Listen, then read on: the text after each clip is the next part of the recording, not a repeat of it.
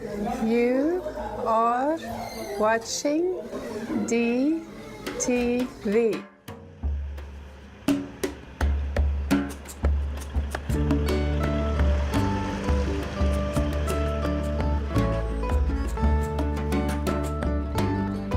The Ministry of Health has growing concerns about the health of South Africans. DTV, in conjunction with the City of Johannesburg, look at healthy meal planning.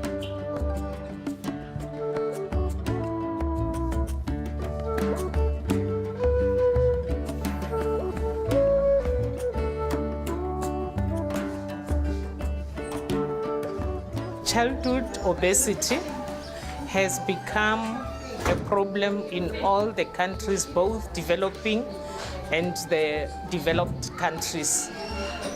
And children that grow being obese or overweight, they seem to remain with the weight until early adulthood. This puts them at risk of developing non-communicable diseases of lifestyle at an early adulthood. We are always told to prepare balanced, nutritional meals. Give us a definition of what that constitutes. A balanced nutritious meal would be a balanced plate made up of low-fat protein. There should be a whole grain starch in there, and there should be either fruits or vegetables or salad. Good morning. My name is Sandra. I'm a dietitian, and today I'm going to talk to you about what is healthy eating, what is healthy nutrition. And the reason for that is that we want to make sure we eat healthy so that we can avoid getting sick. Or if we have a disease like diabetes or high blood pressure or heart disease, eating the correct foods can help to manage that disease. So diet is very important. So the first guideline is we must eat fruits and vegetables. And the amount we should be eating is 3 to 5 fruits and vegetables per day. That is a challenge. What does one do if your children don't like certain vegetables?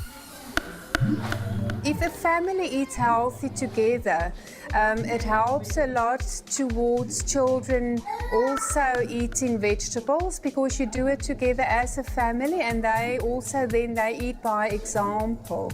Make nice crispy salads, make vegetable sticks. So present it in a way that's attractive to children, and create an environment where fruits are available. And children, when they feel like snacking, they can go and they can take an apple and they can snack on that. The second guideline that's very important, we must make sure we eat enough fiber every day, like brown bread, brown cereals. Oats is high in fiber, and we need that for a healthy digestive system, and we also need that for specific vitamins and minerals that we get in there. A student says she never has time to eat breakfast and asks for suggestions. Breakfast is really important because that provides you with your energy for concentration, for brain activity, so you do need to have breakfast. So make sure you have something before 10 o'clock in the morning. And an easy thing to do is to take some fruit, take a sandwich, take a cereal, take a yogurt. Those are all good options, but it does require a bit of planning the day before. The third guideline is we reduce our intake of fat, especially saturated fats or animal fats. When we choose meat, buy meat without the fat. And the skin of a chicken, it's got lots and lots of fat in it. So it's a good idea to take that fat off, or to buy the chicken breast without the skin. And it's important that we use very little fats and oils when we cook food. This is the oil that I'm going to use. It's about a tablespoon and a half. when I cook my food, I always make sure that I boil them rather than to fry them most of the time. And also the fats that I used to do before, I'll also make sure that I also cut it also.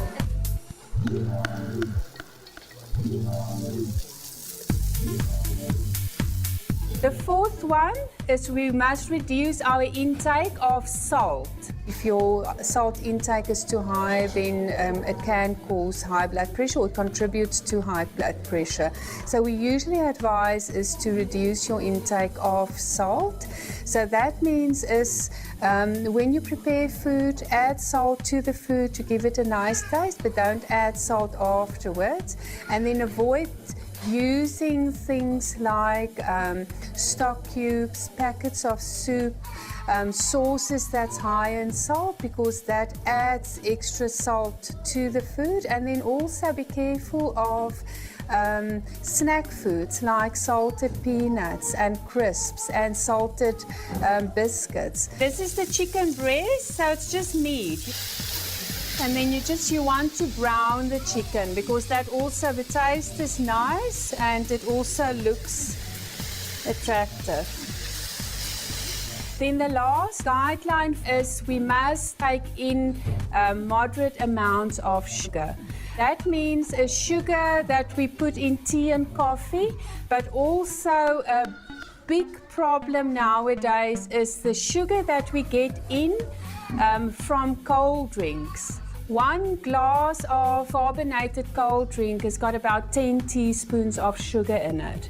Your body actually stores that sugar as fat. And then that makes us gain weight. And then we don't always know, but hang on, what's going on now? I can't remember eating so much. But at the end of the day, it was all of those hidden sugars that we've taken in. And we need to drink about 2 liters or 8 glasses of water per day. Why can't a busy mum buy a family meal at a fast food outlet?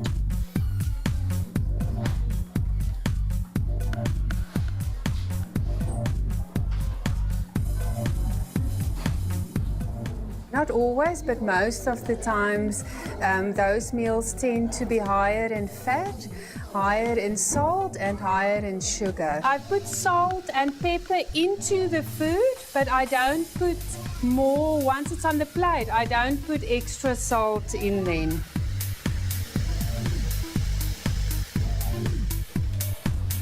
Give us an example of a nutritious yet affordable food group.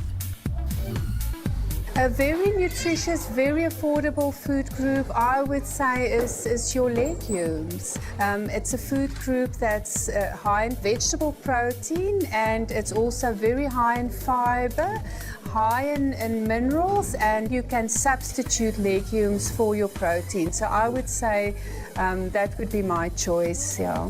And then I'm going to put some tomato paste in. You buy them in small packets, so you use a little bit. Because it's very concentrated. This also adds lots of vitamins to the food.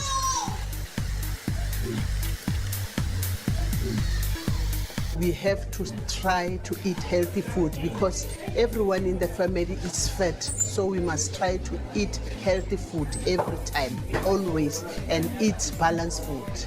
Now the vegetables that I've brought with today, it's red cabbage, you can use white cabbage, carrots, and then I'm also going to put in some spinach.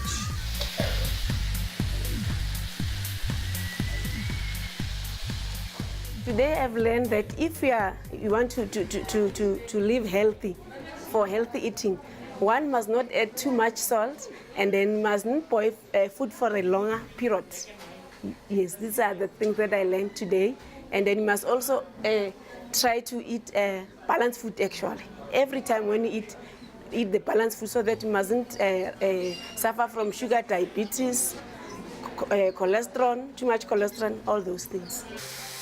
And then remember I talked about adding legumes or lentils or chickpeas.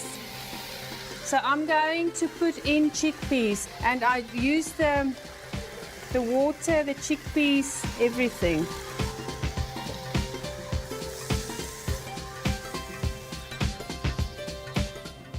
How can a sweet tooth be satisfied in a healthy way? If you keep on increasing the amount of sweetness in your diet, you actually crave more and more. So by slowly reducing it, you reduce that craving for sweetness. So by slowly reducing the amount of sugar you put into your tea or coffee, or by slowly reducing the amount of sweetened desserts or cakes, and then by substituting it for something that's naturally sweet like fruits, it goes a long way towards satisfying that craving for sweetness. And then the last thing that I'm going to put in is some herbs. And herbs I put in last because you don't want the herbs to overcook. You want that taste of the herbs to be there. So this is a very nice herb. It's basil. It's got a lovely smell, and it goes very well with anything that's got tomato in it. So I'm going to put that on.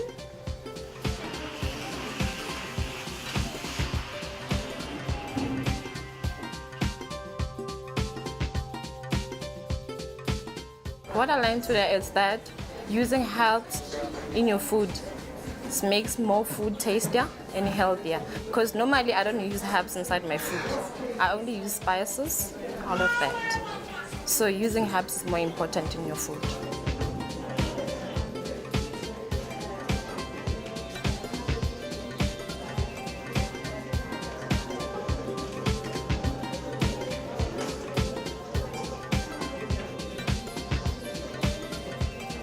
The biggest challenge is because they like fried food and salty fruit with tasty. So I think I'm going to struggle.